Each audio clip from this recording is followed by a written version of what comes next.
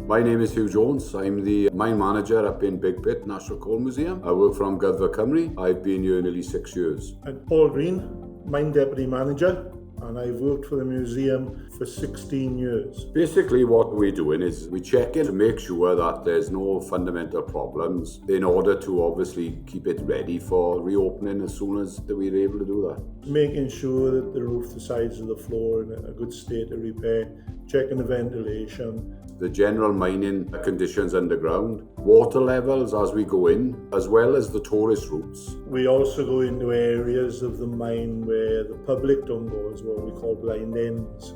It's very useful to have that access, and we check it once a week. It's only as good as the last inspection. We're going down again next Tuesday to make sure it's still in good repair, so it's ready to welcome the visitors back. We can't wait to get everybody back underground. Back to Big Pit.